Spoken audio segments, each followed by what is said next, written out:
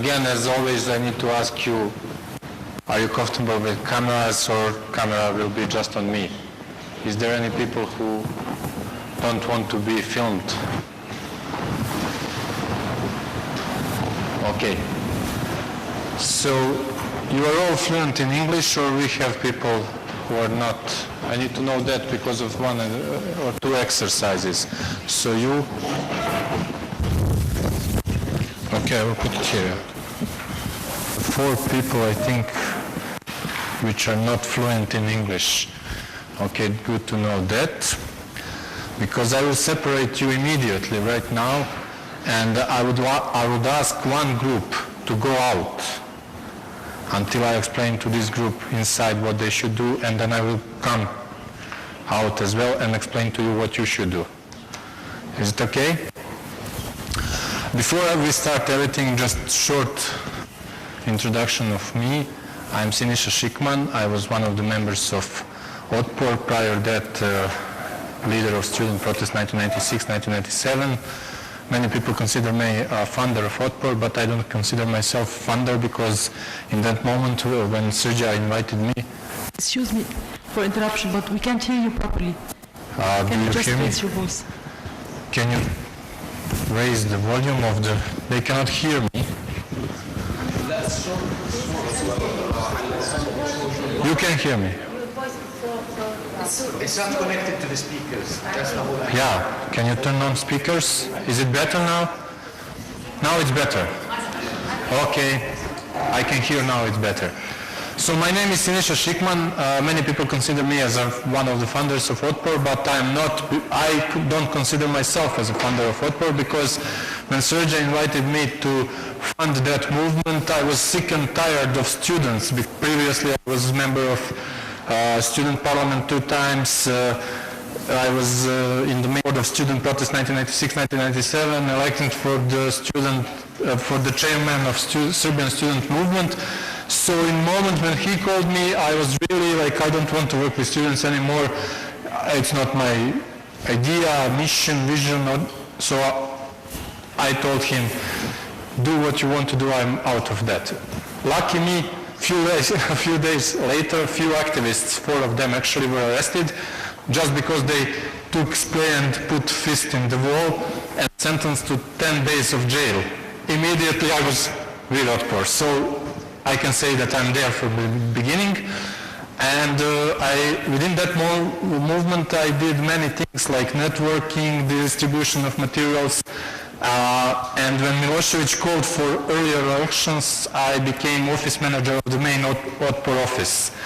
So basically I never left previous position. In the same time I still continued to network, to distribute materials, and to run the office.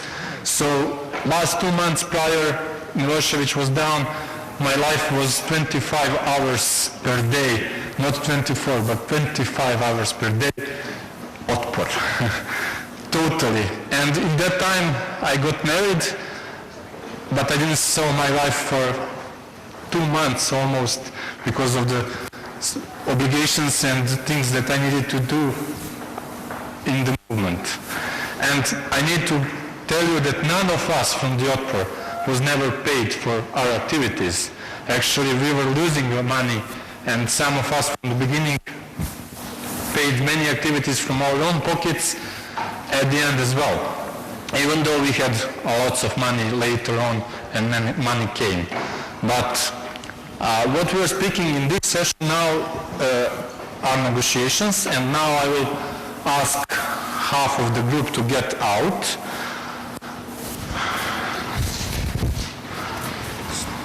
12, 14, 16. 12 is here, I think, or here. How many people there are? Well, 12 is here and 12 is here, if I'm good in maths. Okay, so 12 people, please get out and wait for me there. I will come there. Please, I need to explain to them what they will do, then what you will do. And then I will need you out with them just to... I need to go now? Well, just to keep them at the spot, not to go... So keep the one inside or the one outside? Outside. I will speak with these people inside.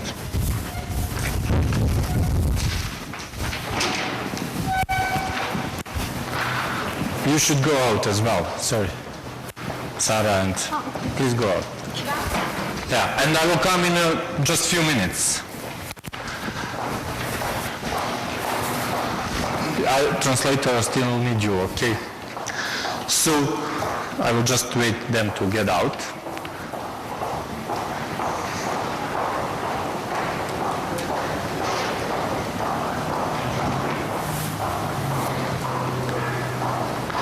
Please close the door. Omar, thank you. Omar, close the door. Yes.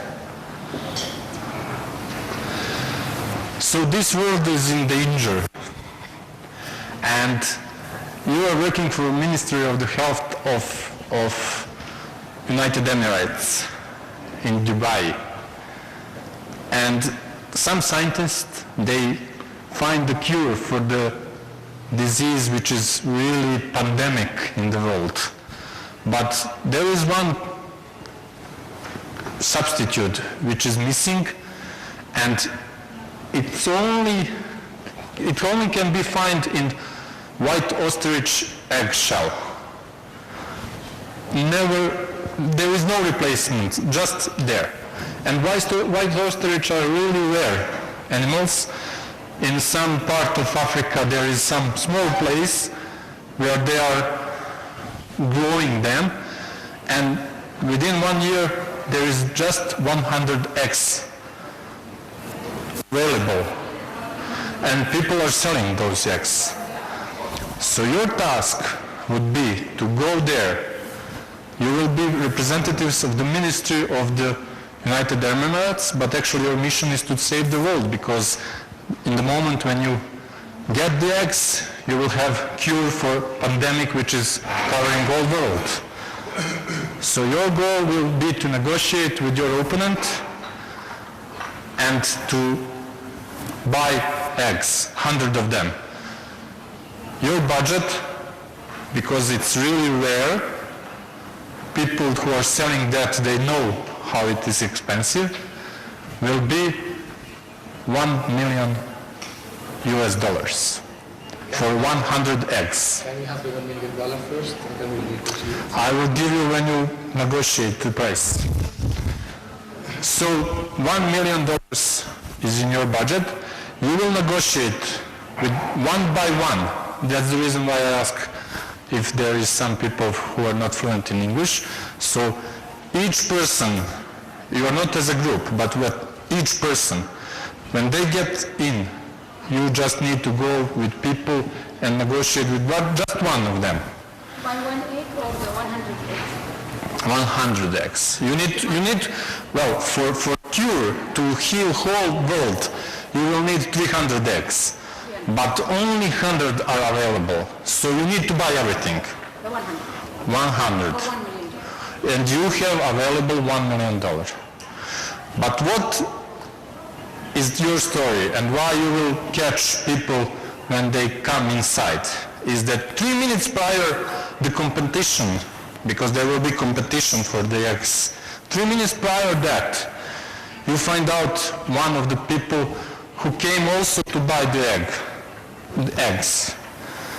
So you will try to negotiate with him prior negotiations with seller, and to speak with him 3 minutes before everything starts, because you are only 2 competitors. So you have 3 minutes, I will count, and then I will start to sell the eggs, because I am the seller of the eggs. And I will ask if there is some, shall we go, or what we will do? Is it clear? No. Okay. Who is the competitor? Them. One of them will be your competitor. Will be my competitor? I don't You will compete. No, I am selling the eggs. You're selling the egg. Yeah, but you have 3 minutes prior. You find out that they also have the same task. They came to buy the egg. Okay. All eggs. Also, we can, You can find agreement with them if it is possible. For the same purpose, they want to... They want 100 eggs as well. how much do you want for your eggs? I will tell you price later. But we are together. No, we were one by one. And we have $1 million. Negotiate with them. I don't know, you have 3 minutes. Whatever you want to negotiate, you have $1 million. Whatever you want to negotiate, negotiate. If you just want to say, oh, hi, how are you? Within 3 minutes, it's up to you. Facebook competitor, right? Yeah. They came also with the same purpose, to buy all eggs. But we don't know why they want the eggs. That's the reason why they are out. And that's the reason why they don't know what is your purpose. So I will go now there to explain them what they need to do. Okay. Good. Is it clear now? So we want, You want to buy 100 eggs. You have $1 million. And he wants... And he wants to buy whoever he or she will be, your person whom you met, and you will have 3 minutes with him prior the auction starts. And I will ask them, is there anything that I need to know or whatsoever, and we'll start auction of the eggs. But we can move like a team, or I must... No, one by one, just one by. so we pick somebody. One by one. I can't buy 10 eggs for my $1 million. Yeah, they're also going one by one. You are one by... The auction will be here, everyone... Here, yeah. They will enter. You can sit like separately, not so close, like you need to find the chairs. Each of us will pick somebody who's coming from. Yeah, they will come and... But we won't compete against each other in a public auction with you. These are parallel universes. Yeah, these are parallel universes, yeah. Each couple is a parallel universe. Yes. So, as far as I can understand, is that each one of us has his own reason to get to the eggs. Yes. So, we have to find like a consensus between our group and their group. Not group.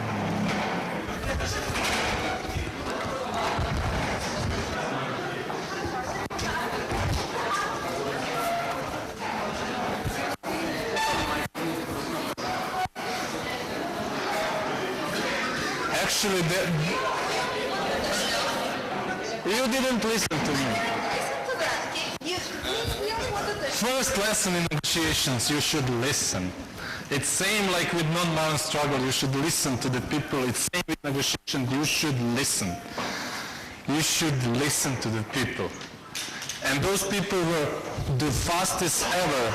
Like when they raised the hand, I was like, what? Really fast. And probably they were open at the beginning, self-confident, and fastly they reached the consensus and even spared some money and didn't compete and etc. etc. But what is also important from this lecture exercise actually is that sometimes you can, and very often actually, especially with your potential allies, you can find really mutual agreement with them without endangering any of your interests or any of the interests of potential ally. Just you need to listen what they want, what you want, and then to create some consensus about it. And that's what we did. Like when Otpor, we had 2 campaigns. One was He's Finished, and we ran that campaign totally alone under our leadership. Everything was under us. We wanted police targeting us and everything, like literally we wanted to be targeted by police because we wanted to protect political party activists and others, so whole focus was on us. And also at the same time we had I will take and whenever I need. So also what we did, we create parallel campaign which was GeoTV campaign, and we included 37 different NGOs within that campaign. And actually that campaign was again run by Otpor, not by those organizations.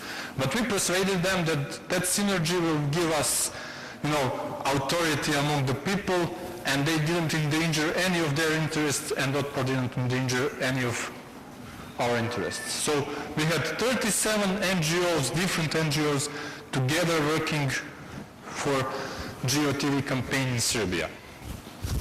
So first lesson, listen to the people.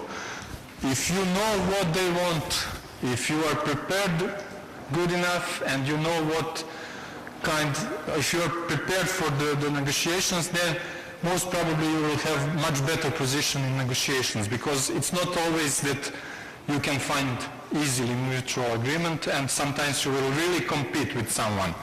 Then if you are better prepared, then you will have better results. Of course, after this session, you will not go out as an expert of negotiations. I'm not an expert in negotiations, but what we find out in Canvas was that many groups in the history and today are failing in negotiations. So I will try to give you some basic infos about negotiations and how you can think about next negotiations that you will have. And basically you are negotiating every day with someone. It's day by day job almost, like you are negotiating. How many parents we have here? How many parents? Parents, yeah. How many times you wanted your daughter or son to eat something and they were like, I don't want to eat, and you said, okay, just eat this, please, or you were blackmailing him. If you eat this, then I will give you a toy,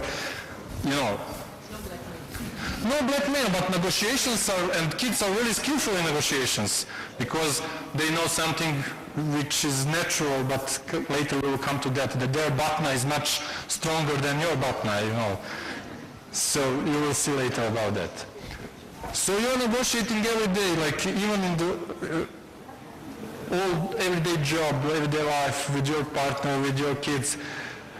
When you are buying some, especially in Arab world, in my part of the world, we consider Arabs as a good negotiators, probably because they were, trading long time ago, unlike we in Serbia. So we consider them as a good negotiators.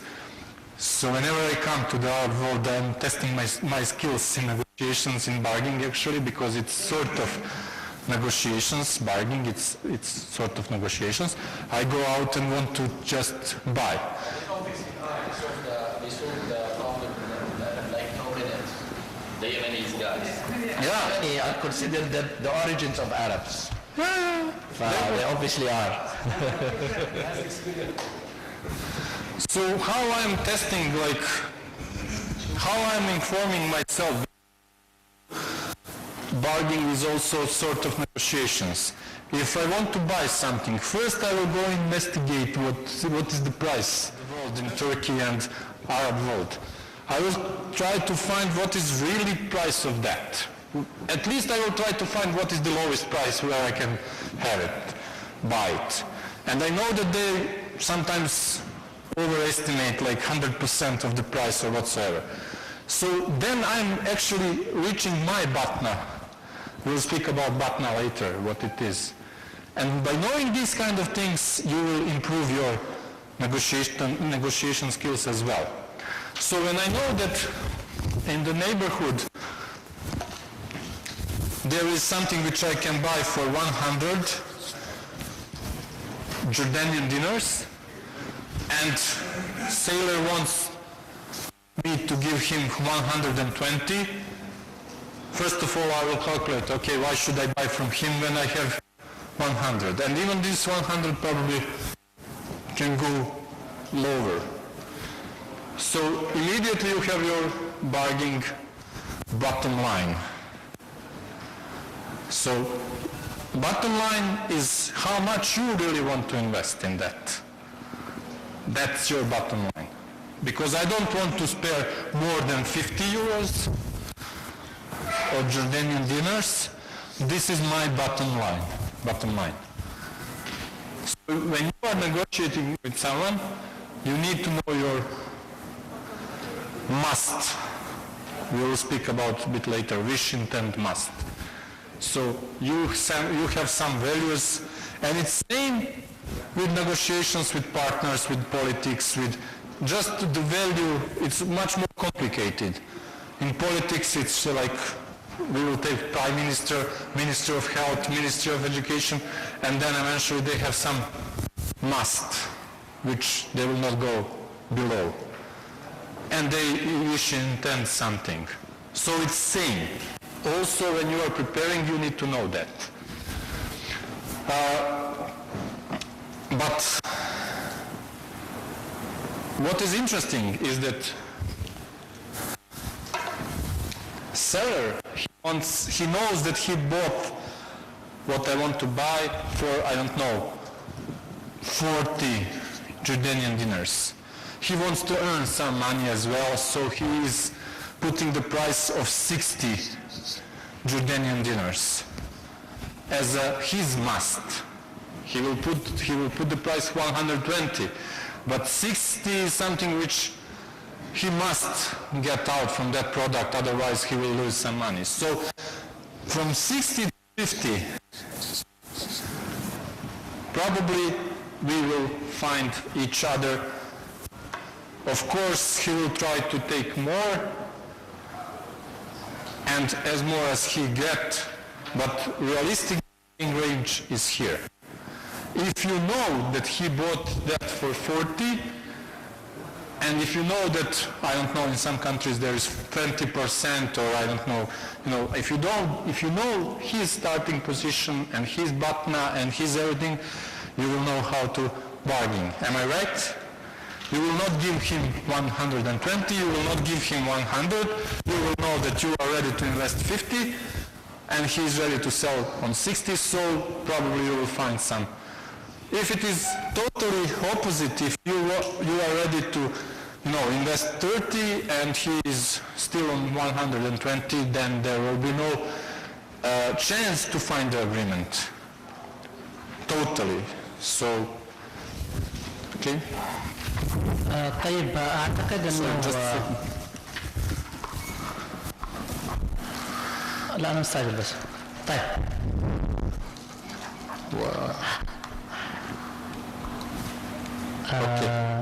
كيف؟ Yes. طيب احنا لما بدأت أتفاوض مع رقية أعتقد أني ما انتبهتش للنقطة اللي هو المينيمم. هي كانت تحتاج البيض وأنا أحتاج القشور. تفاوضت معها على أساس أدفع لها نص مليون، يعني أنا بتحمل نص مليون وهي بتحمل نص مليون، وهي كان اللي كل اللي تحتاجه كانت تحتاج ترخيص من وزارة الصحة. أنا كنت ممكن أقايضها التراخيص مقابل قشور البيض، بدل ما أدفع من معاها نص مليون طلعت لا التراخيص ما كانش يعني هو من ضمن الموضوع. انا قلت لك مستقبليا ممكن تعطيها تزكية ولا كذا باش المطعم عزبت عليها يعني. مش ضمن الصفقة.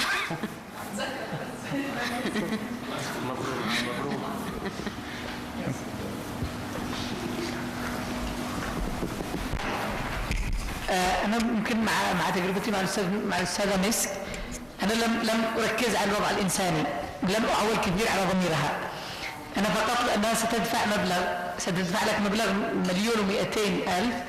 أنا قلت لها أنا أبي أكل ما داخل البيض ب600,000، ووفرت لها 600,000.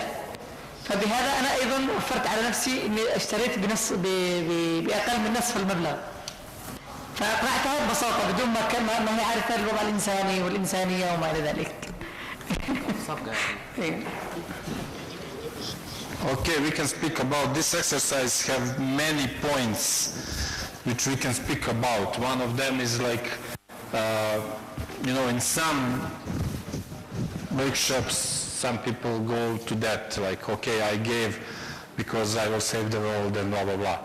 But it was short and brief, and I just wanted to give you advice, like listen, because if you listen properly, you will hear that they need ostrich egg shell, and you are needed like just what is inside, and so you could easily find the agreement if you listen the other side. But I will just give you one more example, like which can be also, which can explain Batna just to see. Okay, I will speak about Batna later. عندي سؤال. أحيانا المفاوضات تكون غير عادلة غير منصفة، يعني ويدخل في مفاوضات وهي اصلا غير عادله. يعني تو اليوم لما في الاكزامبل اللي احنا خذيناه كانت شبه عادله، يعني نبغى نتقاسم، ولكن احيانا مثلا على سبيل المثال المفاوضات مع فلسطين يعني احيانا تكون غير منصفه. انا مش نجيب مثال، لكن احيانا اغلب المفاوضات السياسيه غير منصفه، تلقى جانب ضعيف وجانب قوي، ورغم ذلك يجبروه ويرغموه على الدخول في المفاوضات. فالمفاوضات احيانا لا تؤدي الى نتائج مرضيه بالطرف الضعيف. This example again was not for that what you are speaking about, and sometimes, often negotiations are not fair, and they depend on Batna. Actually, we have the similar in Serbia problem with Kosovo. And now, I don't know how many, 80-something countries admitted the independence of Kosovo, and they are forcing Kosovo and Serbia to negotiate about whatever. And, when you have such strong Batna, which is best alternative to negotiated agreement, as Kosovo have right now, then Serbia is in a position like what we are negotiating about, I think that maybe later when I explain properly Batna, what it is and how it functions, it will be much more clear. It's same with Israel. It's same with Assad. His Batna is strong, and that's the reason why he doesn't want to give anything to the activists on the ground. Because he knows that nothing will happen. He knows that. China will prevent, Russia will prevent. He is aware of the situation. He knows that NATO will not intervene. He knows everything. And Russia is here. She was at my workshop, I don't know, in February. And there was huge argument, and I told them, no, nobody will react. And they were like, no, we are international community. And I told that in September last year. And because his Batna is totally strong, and he doesn't need to give anything to anyone. So...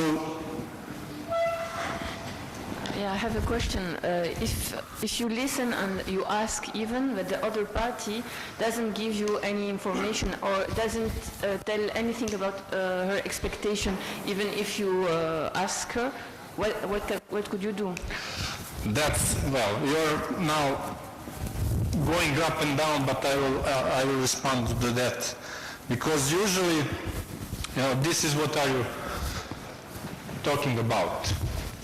Because if you have two cooperative sides, which assertive is high, like those two people, they were assertive, they had huge level of cooperation, and of course they find the way to collaborate. Like they were here and here, so eventually they would go out to auction and buy the eggs for whatever price is, and they would even buy for $500,000, and I would need to accept because there is no third competitive. They could even buy for $100,000, So it's when you have two sides which are cooperative, it's easy. But when at least one side is uncooperative, and you know that, then we follow what Sun Tzu told 4,000 years ago. One of the greatest warriors and greatest thinkers, greatest strategizers. Then you follow logic. If you are weaker, consider retreat. If you know that negotiations will not be fair and that your opponent is much stronger and not ready to cooperate, avoid negotiations. Do something else.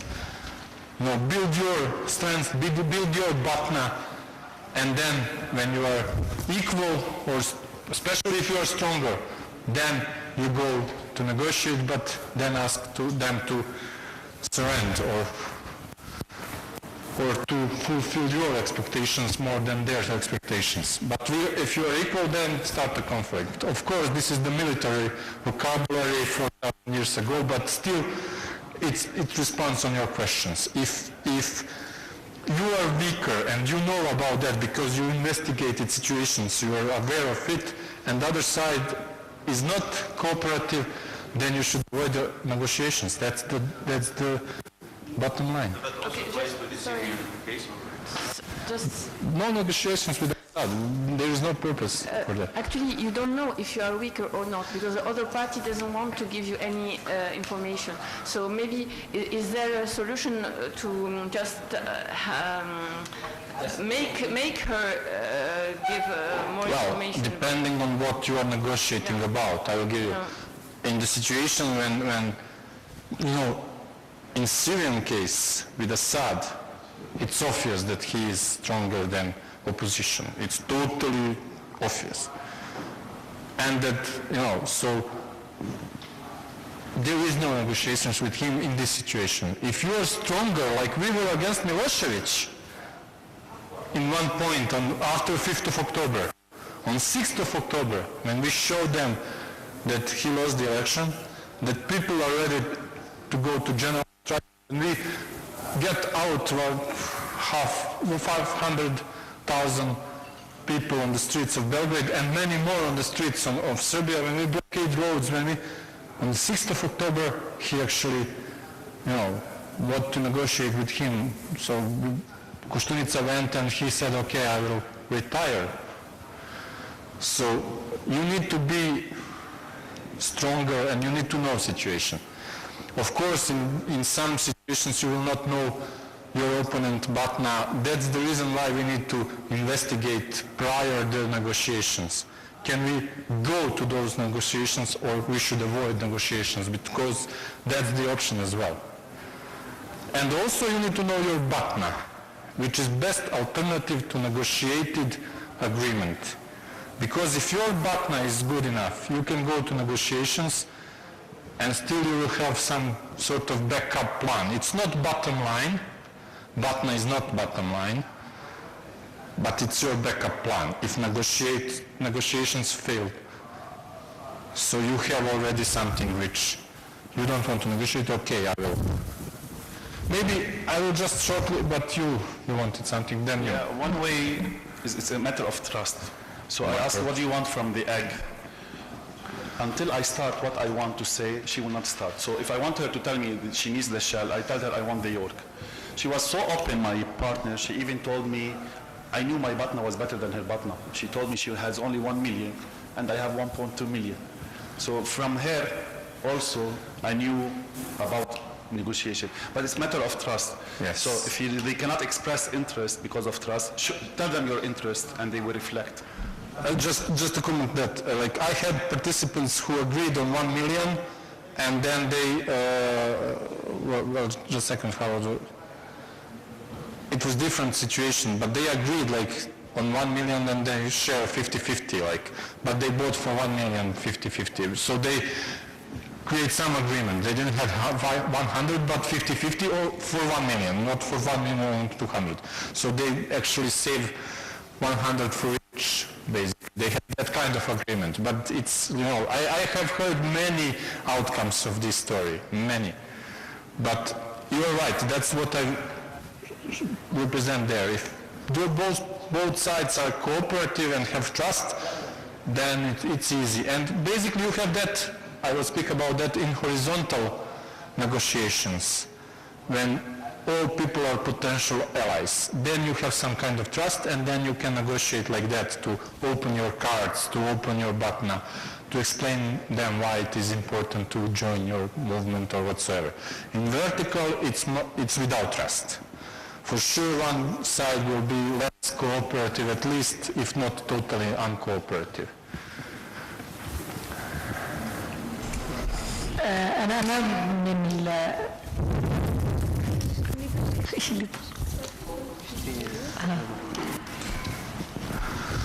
أنا ممكن أتحدث عن بيئة التفاوض، شروط التفاوض. أنا أذكر أن في من تقريبا من مايو 2011 كان الرئيس السابق علي عبد الله صالح رافض تماما التوقيع على اتفاقية خروجه من السلطة، لأن البيئة لم تكن مهيئة، شروط التفاوض كانت في صالحه، مع موازين القوى كانت في صالحه. ما حصل إنه المجتمع الدولي ومع المحلي مع الوضع الميداني سار باتجاه آخر، سار في تهيئة البيئة. شروط التفاوض كانت لصالح خروجه من السلطة. لهذا حينما بدأ مجلس الأمن يلوح بالعقوبات الشخصية عليه وعلى أفراد أسرته، مباشرة وقع طلب من المبعوث الأممي تأجيل جلسة مجلس الأمن، ووقع مباشرة على اتفاقية خروجه من السلطة بعد تحسين شروط التفاوض. وقع ونجحت المفاوضات بشكل Of course, like improving conditions and basically non-violent struggle, improving conditions, meaning building your strength. And I'm working with Syrians for a long time right now, and I'm still on the same page when I started with them. They need to build movement inside Syria which will be strong enough to overthrow Assad. Everything else will harm Syrians. Everything else. I'm standing on, like, really strong on that. Probably even that will not satisfy all of them immediately in Syrian society, but that's the only, let's say, normal outcome. So working on the ground will change environment, and Assad will know then that, you will know that you are stronger than him, and then it's totally different struggle. Then even China and Russia and other who are now keeping status quo and allowing will say, okay, but now we have proofs that people of Syria really don't want Assad. And, if our interest is not endangered there, we can negotiate with opposition or with movement or with whomever to, at least preserve our interest. Because international community function like that. It's all about interest. There is there is aid in humanitarian disasters or something like that. But usually it's all about interest. About business, about their own political, geographical, all interests. And if you know what their interests, then you can also negotiate with them. Negotiations with the international community are usually asking for help, material, media, whatever. But if you recognize their interest, then you need to persuade them that their interests will not be endangered after the change. And they will be satisfied with that in the most cases. Even bloodiest dictators were left alone, like Mubarak. Like, come on people, 19 days prior everything happened, Obama officially stated, and Hillary Clinton after him, that Mubarak is factor of stability or blah, blah, blah, our best friend, and he was their best friend on Middle East. And within 19 days they changed attitude totally, because they saw uprising of the people of Egypt, and their interest would be much more endangered if they supported Mubarak instead of supporting opposition. So they supported opposition. Never mind, 19 days ago, who cares? Now we are against Mubarak. Because environment was changed from inside the country. Same with Syria, it will be same. Then Russia in this case and China will say, okay, Assad, you are now endangering our own interests. We want to function within opposition, not with you. That's the story. That's all about this kind of game, strategic non-violent struggle. Okay, we spoke many things, but we are still not in negotiations. Basically, everyday negotiations are... Sorry. Small question. Small question, okay.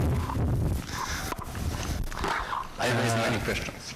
Sometimes you have problems and you have different more group of this problem. Okay. How can to start negotiation with them if all this group have a different idea about solution? and different reasons about this problem. How can to start the negotiation? Can I go slightly to the theory? Because every single negotiations are probably totally different, especially if you have many sides involved.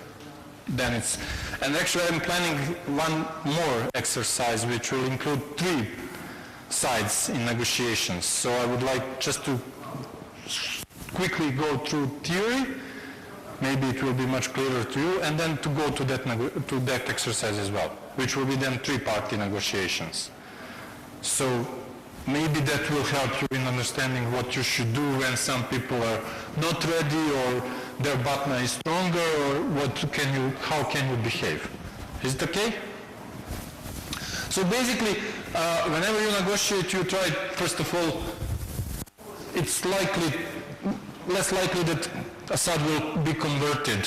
One day he will wake up and he say, okay, no, I killed so many people, I am ashamed, I will go and run the Syria. Whoever wants to run the Syria, I will go. So conversion in negotiations is not so often. Basically, you're playing on these two when you negotiate. On adjustment, like, to adjust to conditions and to partner who is your opponent, and then to find some mutual agreement. If you are stronger, then coercion is also a solution, and you can coerce people and say, okay, within this negotiation I will give you something, but that's it, I'm stronger, and people will say, okay, I'm coerced. Or even without anything, they will say, okay, I'm losing something, but still I have my dignity or whatsoever. And Assad had offered to go to Qatar. Maybe if he was coerced enough, that would be his way out.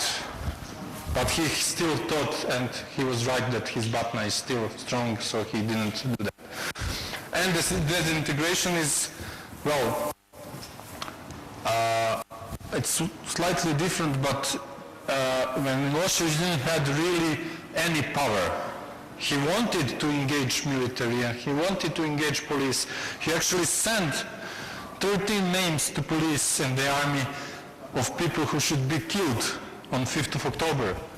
But there was no one on the other side to respond to that in that day fax, because people were out.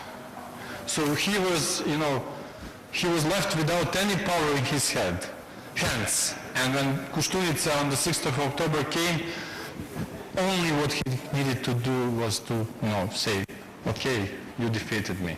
That's it. He lost any power. But it's also important to know, that you need, if you go to disintegration, you must not disintegrate institutions, because you need that police, you need that army tomorrow to run, to protect Syrians, and so you are disintegrating just, Assad and few people are surrounding him, not whole system. You don't touch system. You change system, but you are not disintegrating them. Because some things happened in Burma like that, and when they left without any police army, then they have chaos in Somalia as well. So you don't want to go that way. Horizontal negotiations and vertical negotiations. It's also important for you to know that horizontal negotiations, you usually negotiate with your potential allies. In order to build coalition, in order to be stronger as a movement, as a coalition, and that's the way when you can, let's say, even open your cards and say, if you join us, we will be stronger, and these kind of things. But you are not sharing any profits in that moment, because there is no profits. You're just sharing ideals and your commitment to something. So in horizontal negotiations, it's important from the beginning. And vertical negotiations, like in the case of exercise, what we had was at the beginning vertical because you were opposing each other. You wanted to, reach better price or whatsoever, but at the end it could be horizontal because if you listen to the partner, then you can find mutual agreement. But vertical negotiations means that you need to find best result for your organization or for you or whomever. In horizontal, it's not like that. Sometimes you will, say like we with NotPor. You will say, okay, our mutual goal is to go to run GeoTV campaign. And OTPOR is running it. But because there is 37 of us, we will not name that OTPOR campaign, but we will name like some other organization name. So you are losing something because of that mutual agreement. It would be same like if some of you took and say, okay, I'm the owner of restaurant, but since this is the issue and many people around the globe will die of this disease, okay, you can buy all eggs and that's it. So, when you're losing something, it's more horizontal than vertical.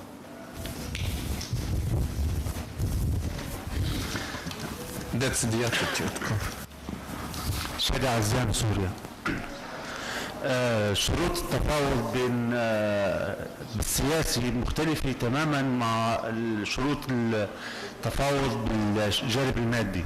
صح السياسي يتولى المادي، لكن ظل المفاوضات السياسية أمرات في أطراف تضطر تتفاوض، يعني بغض النظر إذا هي إلى مصلحة ولا ما إلى مصلحة، في أطراف ثالثة بتجبر هذول الأشخاص للتفاوض. فمن الصعب نحن ندمج إنه هذا التفاوض بالسياسي مثل التفاوض بالمادي.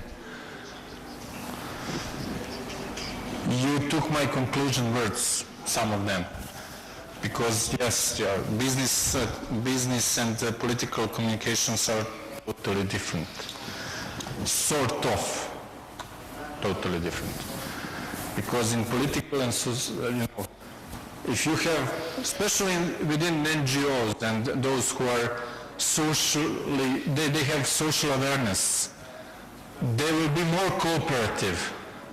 In business, there is no something like that. You need to fulfill your interest and that's it, So, yes, conclusion is totally correct. Like business, and again, you jumped a bit farther than I wanted. You need to recognize within your movement who is good for business communication, because many times you will, even in social groups, have business communication in order to, have best price for printing materials or this and that, and who is good for social negotiations, who is aware of the situation, who is aware of the, so you are sending these people to different negotiations, not same people, because those who are thinking more like business, when you send them to social groups or, you need to create coalition, he will grab more for your organization, and that's not the purpose. Purpose is to have as wide a coalition as possible, so he is not good representative of your organization at that negotiations. And you need to find out who are the people within your organization who are better for business skills and who are better for, social environment negotiations or whatsoever. Like this is also like timing of sorry, I can't go through the theory. I just would challenge the notion that one cannot reach mutually agreeable win-win solutions with their opponent. I think there are many situations in business, in politics, when it is in the interest of both sides to find a joint gain with the situation. I actually think the exercise that we did in the in the beginning of the session is illustrative of that, because we were presented with a competitor, an enemy, and still, those who were wise enough to listen and to challenge this idea that we were competitors were able to build a partnership. So I just want to... That's the story. I think it's a very, because I think a lot of social movements, a lot of activists can sometimes, a lot of the times, because they're in the struggle, they get caught into this idea that it is, an opponent where you can't build some form of partnership, even if you have very different values and viewpoints. Of course that business negotiations can have mutual, let's say, good outcome.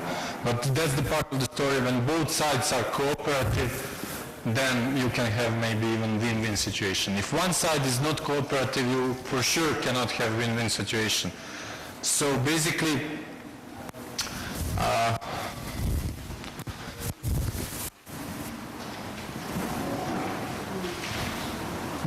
what I'm trying to tell you is that you need to know BATNA whenever you go to negotiations. And what is BATNA? BATNA is also not something which is fixed.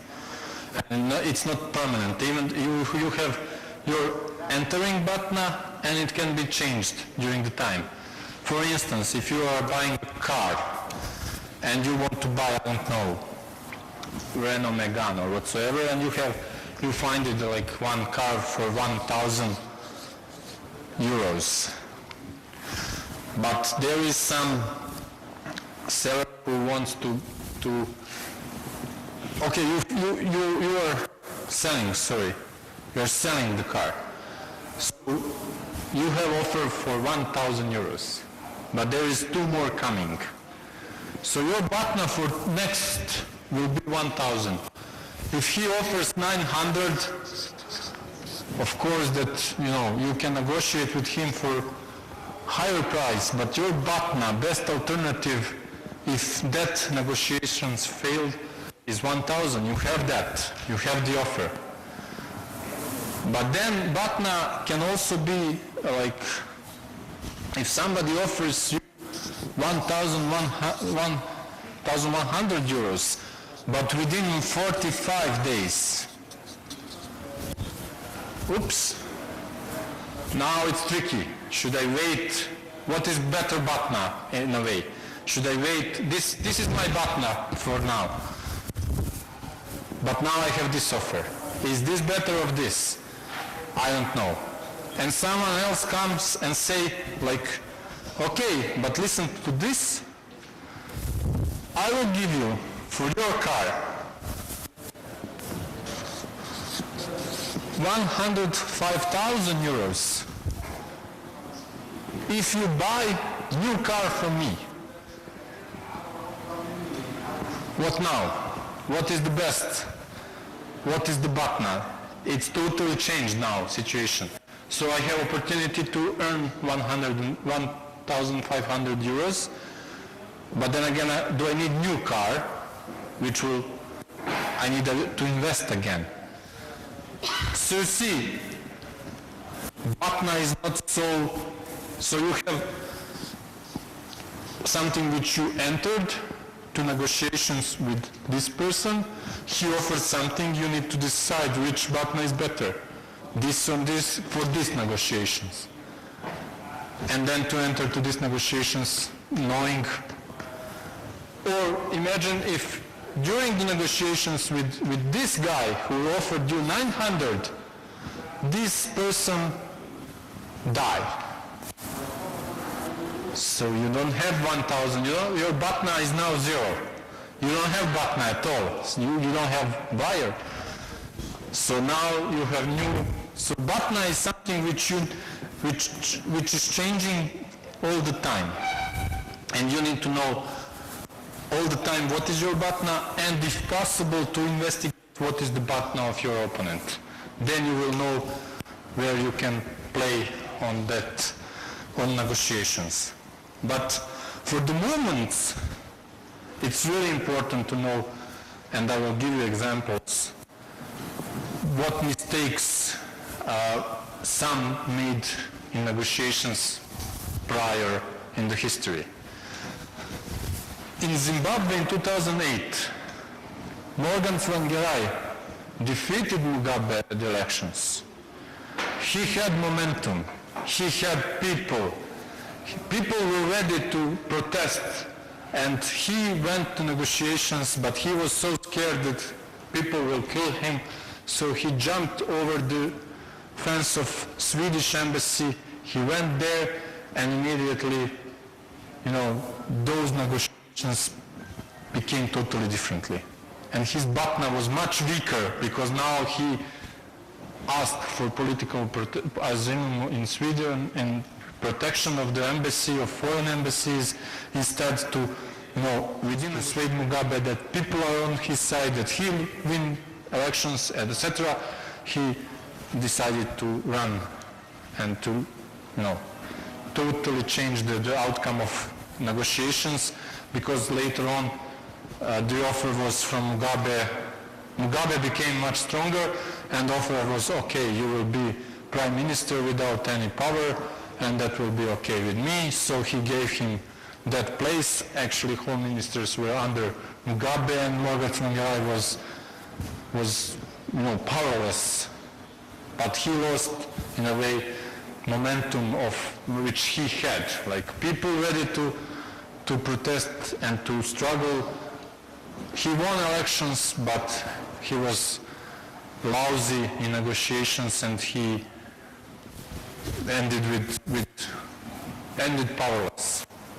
Then Milosevic managed to co-opt opposition in 1992, offering them, prior to the elections, so they can speak about electoral conditions. Eventually, of course, he diminished the results of, not results, but strength of the student protest, because opposition was totally weak, and at the end they became almost like partners in elections for Milosevic. And one of the worst mistakes ever in negotiations was Tiananmen Square, because the leaders of Tiananmen Square, they already fulfilled their goals. China government, they accepted all requests from the protesters, but during that, when they achieved something, they changed the requests and started to ask more.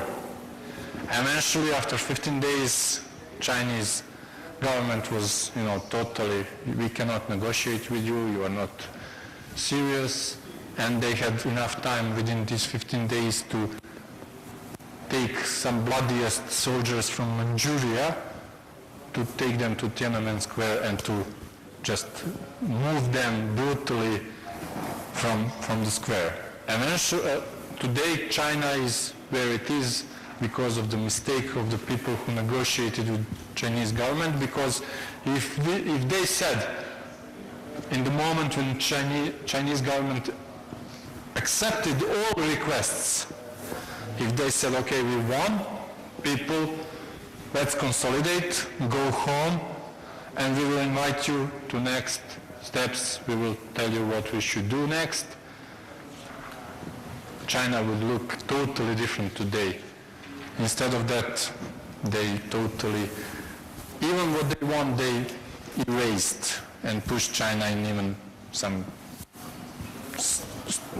totally hands of government. I just want you to, if you could explain more, why did you think that people in Tiananmen Square should have not asked for more demand? Because, in Syria we started very low demands, then it went really, it escalated very high, and we were not prepared, of course. And as we know, a lot of Syrians might think that this is, it's our right to get freedom, to get democracy, and democracy and freedom doesn't have limits. They don't have limits, so why should I stop somewhere? So where should we stop? Why should we stop? And when we stop, does that mean that we are losing, or we are building a base to start something else? In non-violent struggle, it's all about small victories. So you are never losing. But as it is important to win, it's also important to proclaim victory. And that's the reason why I'm telling you that they failed, because they already won what they asked from the beginning. So they should proclaim victory and tell to the people, okay, people go home, we will meet in 10 days again with new requests. Not to changing the requests during the negotiations and when you already reached everything you wanted from the beginning. So getting a bit more of political space is also really important in oppressive regimes. Because then, at the beginning we couldn't walk on the streets of Serbia. We couldn't protest on the roads, just on the square. Roads were for traffic, because we were blocking traffic. So our way to grab a bit more political space, to walk and protest in walks, was something we call dilemma action, but we forced police and government to let us walk, because they understood that we create that kind of situation that police actually blocked traffic and we were not. And they were asking, like, okay, you are protesting, you are blocking the traffic. And they came in a situation that police are blocking traffic and we are not blocking traffic. And actually they said, okay, it's less costly to let them walk on the streets for 1 hour or 2 hours than to have blockades for 3 or 4 or 5 hours during the rush time, So it's cost-benefit analysis.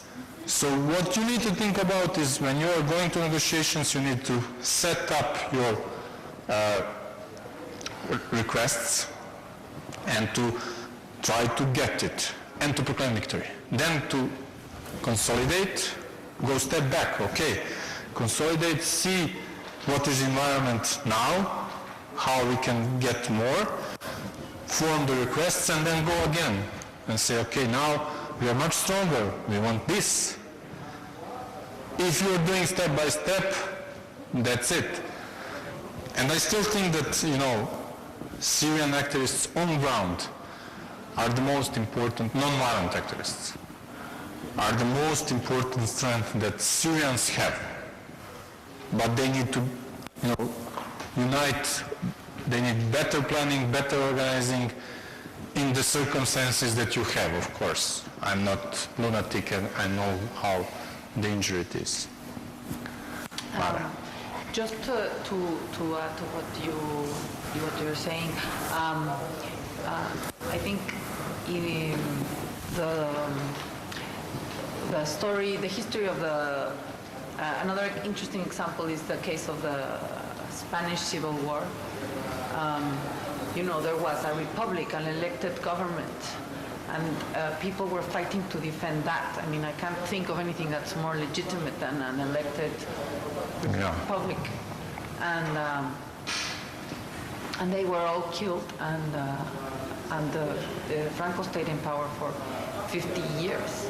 And a lot of that had to do, with strategies and tactics where, yes, you have your ideals, but what is the true strength of your movement versus the other one? Because, you don't want to, even though, it can be, we can all be willing to sacrifice even our lives, there has to be, I would say, an idea that can ultimately bring about our objectives in some meaningful way or get us closer to those objectives. It's a story, sorry, it's a story which unfortunately we cannot cover. It's about selecting tactics and mechanisms and methods and, keeping your forces ready for momentum and saving your people. And I spoke with, when I started I thought that Syrians will be much more efficient. Unfortunately they are not. But in last workshops I'm trying to give them tactics and ideas which they can preserve the lives of the people. Because, okay, you have 20,000 people dead. So what now? You made your point, you're murderers, okay, so everything is okay, but can you choose some tactics where you save your people? You lost 20,000 of your forces. That's what strategizers, that's how I'm thinking. So you are weaker for 20,000 of your own supporters because they sacrificed their life in struggle. Can you choose some battles which you can preserve lives and still harm the regime? It is possible, but it's not part of negotiations right now of this session, but it is possible to select tactics which are low risk, which everyone can participate and which can damage. And as Sergei told you, like boycott in Syria, so far I didn't saw efficient boycott, and I think that boycott in Syria will definitely harm much more to Assad than demonstrations or, I don't know, small actions which you did perfectly but without any strategy. First him, then you. Thank you. In real world, when we have negotiations going on, we generally have another party we call a third party that can facilitate the negotiations or sometimes just put pressure over one of the negotiating parties. Can you please elaborate a little bit more on the role of this person? Okay, because you already negotiated, but this is not fair world, unfortunately. And, we need to be realistic and to be aware of the strength of the, forces in the world. Lucky us, it's also shifts, so we'll see. Currently, I don't have any advice for you. I can just tell you that there will be more of that. It's not just 400, now you fulfill that, but there will be new requests. If they think about something that they have with Nigeria and they need to install new amount of money to your account, they will sit, okay, if you don't fulfill this, then we will not send you money. It's ugly.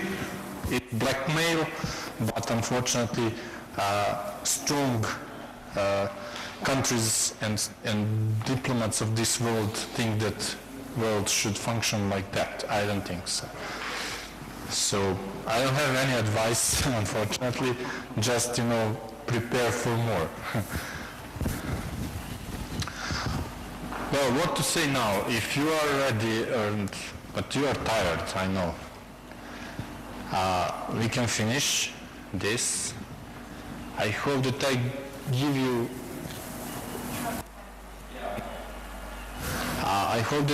I give you some basics of negotiations, that you understand better at least circumstances in which you should or shouldn't negotiate, and for me most important, like BATNA, to understand what is your BATNA and what is their BATNA and where is the space, like bargaining range where you can negotiate.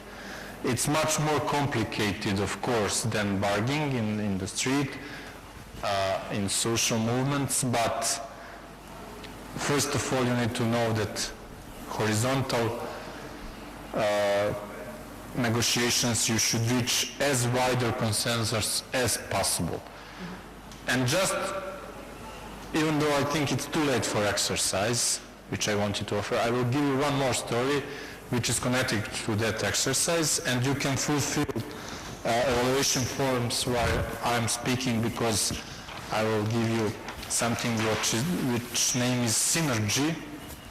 And we had in Serbia prior to the elections like one of the basically two most popular opposition leaders. One was Zoran Đinđić, and it was Democratic Party, where Srđa was member, and one was Serbian Renewal Movement, leader was Vuk Drašković, and I was member of that party.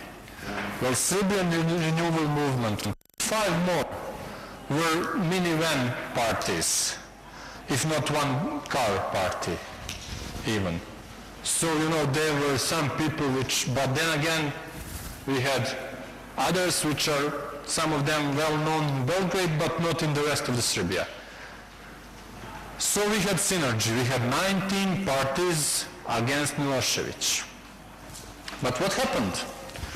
My charismatic leader of my party was, you know, telling that we are strongest and that we should be leaders of the opposition against Milosevic, that he should be candidate against Milosevic. And all researchers told that neither Zoran Đinđić, neither Vuk Drašković can defeat Milosevic. Mickey Mouse can defeat Milosevic, but Zoran Đinđić and Vuk Drašković cannot defeat, because people don't have trust in those people. Anyone else can defeat Milosevic. So my leader said, okay, but if I want to be that part of the coalition, he started in May negotiations about split of the results. Even though there was no elections planned, there was nothing, but he started to negotiate about outcome of the elections. And he wanted 50% of everything opposition win at the elections, which maybe was realistic. I'm not sure, but I can be subjective because I was the member. I cannot be objective because I was the member of that party. Maybe that was realistic, but opposition offered 30%. And Vuk Drašković decided to go out from that coalition, and he went out. So now we have 18 parties. Koštunica was candidate against Milosevic, and party which are left in that time had candidate, his name is Vojislav Mihajlović, not important person at all, and Koštunica won. And then new elections came in December. So we had 250 seats in the parliament. What do you think, how many seats Serbian Renewal Movement won at those elections? And I was offered also to be one of them, but I refused. And census is 5% at the elections. So if you win 5%, you have at least 13 MPs, at least, on this number. And my place was reserved number 9, and I refused. I said, no, I don't want to go and to be your candidate for the parliament. So what do you think, how many seats Serbian Renewal Movement won? Okay, I will make you easier.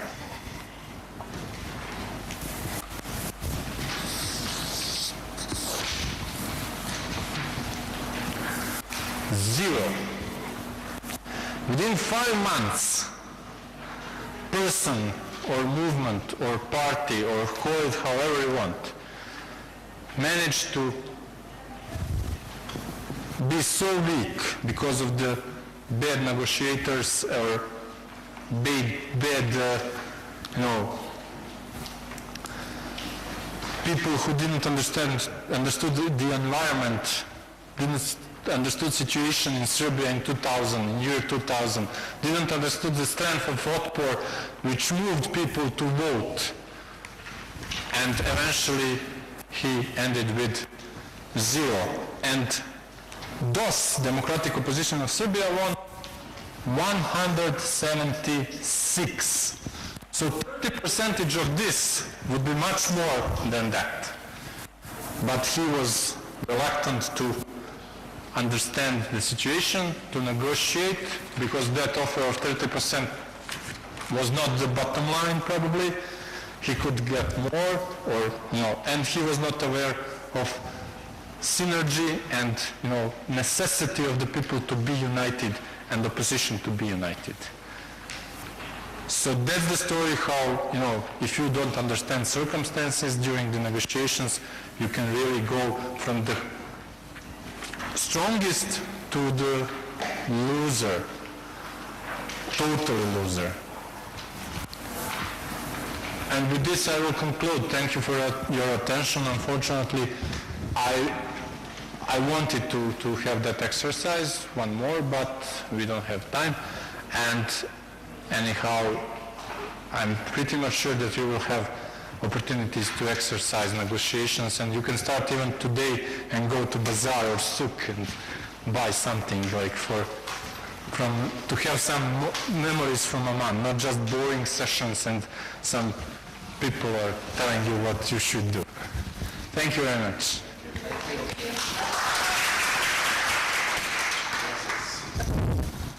It's a very small report. Yes. So whenever I can take it back. Thank you. Can I borrow? Sure.